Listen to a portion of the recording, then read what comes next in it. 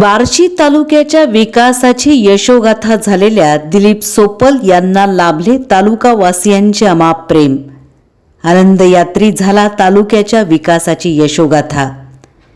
चांगुलपणाने वागायला पैसे लागत नाहीत, हे वाक्य मनावर कोरले गेलेल्या दिलीप सोपल नावाच्या युवकाने बार्शीकरांची 6 वेळा विधिमंडळात वकिली केली आहे। लोकसेवेतून माणसे जोडत आणि हसत खेळत समोरच्या माणसाशी कायमची ऋणानुबंध जोडत सोपल आपल्या जीवनात जनतेला आनंद वाटत गेले आणि अवघ्या महाराष्ट्राचे दिलीप सोपल आनंदयात्री झाले। पिण्यासाठी पाणी आणि शेतीसाठी पाणी कसे उपलब्ध करून द्यायचे हा प्रश्न सोपल यांच्या मनात घोळत होता आणि त्यातूनच बार्शीला वरदायिनी उजनीचे पाणी मिळाले। उपसा सिंचन योजना मंजूर झाली। रोजगार निर्मिती आणि औद्योगिक विकासासाठी सोपलांनी MIDC मंजूर करून घेतली। त्यापेक्षाही महत्त्वाचे म्हणजे बार्शी शहरात सोपल यांनी एका पाठोपाठ एक 4 औद्योगिक वसाहती सहकारी तत्वाखाली मंजूर करून घेतल्या आणि त्यातून बार्शीतील कारखानदारी वाढली। नवे उद्योजक निर्माण झाले। कोल्हापूर पद्धतीच्या बंधाऱ्यापासून साठवण तलावापर्यंत आणि लघु मध्यम प्रकल्पांपासून अनेक माध्यमातून सोपल यांनी तालुक्यातील जलसंधारण चळवळ वाढवली। कोकणामध्ये अतिवृष्टीमुळे वाहून गेलेले पाणी बंधारे बांधून अडवले आणि जिरवले पाहिजे हा विचार पुढे आल्यानंतर उर्वरित महाराष्ट्रातही याच पद्धतीने बंधारे बांधून जलसंधारण वाढवले पाहिजे ही सूचना तत्कालीन मुख्यमंत्री विलासराव देशमुख यांच्याकडे मांडणाऱ्या सोपल यांनी जलसंधारण सल्लागार परिषदेचे अध्यक्षपदही भूषवले आहे। संतनाथ सहकारी साखर कारखान्यावरील कर्ज माफ करून शासनाकडून पॅकेज मिळवून उर्वरित कर्ज वार्षिक तत्वावर भरायचे आणि या पद्धतीने कारखाना सुरू करण्याचा आणि चालविण्याचा प्रयत्न सोपल यांनी केला। सोपल यांच्या मार्गदर्शनाखाली सुरू झालेला आर्यन साखर कारखानाही सोपल यांच्या ताब्यात असताना यशस्वीरित्या चालला आहे। सोपल यांनी तालुक्यात जिल्हा दूध संघाच्या माध्यमातून दूध उत्पादक शेतकऱ्यांना मदत केली। तालुक्यातील दुग्ध संकलन वाढवले। विविध कार्यकारी सेवा सहकारी संस्थांच्या माध्यमातून आणि जिल्हा मध्यवर्ती सहकारी बँकांच्या माध्यमातून सोपल यांनी शेतकऱ्यांना पीक कर्ज उपलब्ध करून दिले आणि यातून शेतकरी आर्थिकदृष्ट्या स्वावलंबी झाले। उच्चतम कृषी उत्पन्न बाजार समितीचे सभापती पद भूषवताना सोपल यांनी शेतकऱ्यांचे हित जपले। आडते व्यापाऱ्यांना न्याय दिला।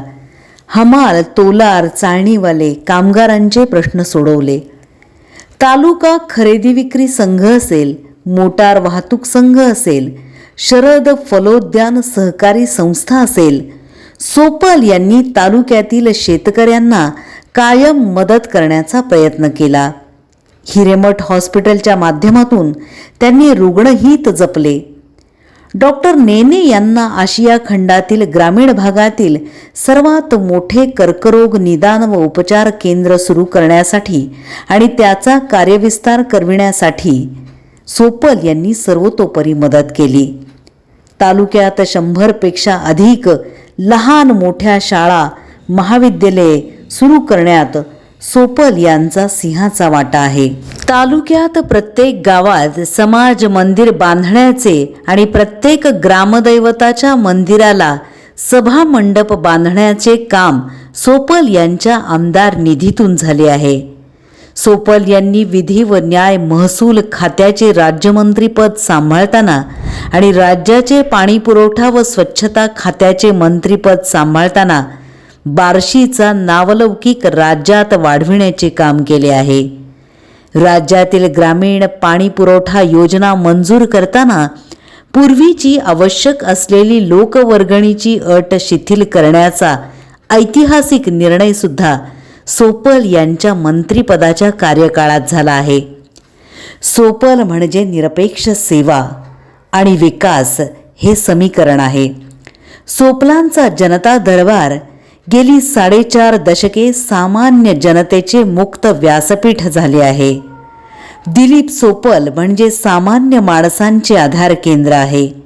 वैयक्तिक जीवनात निर्माण झालेल्या पत्नीच्या वियोगानंतर सोपल यांनी बार्शी तालुका हाच आपला प्रपंच मानला. बार्शीकर जनतेचे पालकत्व सोपल सांभाळत राहिले आहेत. सोपल यांच्या या बार्शीच्या कुटुंब प्रमुख पदाची भूमिका कर्तव्य भावनेने निभावून नेण्याच्या वृत्तीमुळे सोपल हे 3 पिढ्यांचे नेतृत्व झाले आहेत. सामान्य जनतेशी जवळीक, सार्वजनिक प्रश्नांचा अभ्यास यातून सरकार दरबारी अनंत कामे करत सोपल यांचे प्रगल्भ, परिपक्व आणि अनुभवी नेतृत्व तडफदारपणे वाटचाल करत आले आहे. आज विधानसभेला सामोरे जाताना उपसा सिंचन योजना पूर्ण करण्याचे, भगवंत तीर्थक्षेत्र विकास आराखडा अंमलात आणण्याचे, वैराग तालुका निर्मिती करण्याचे ध्येय त्यांच्या डोळ्यासमोर आहे. या निवडणुकीत दिलीप सोपल यांचे अनुभव संपन्न नेतृत्व बाजी मारणार का, याकडे तालुक्याचे लक्ष आहे. पाहुयात उद्या काय होतंय ते.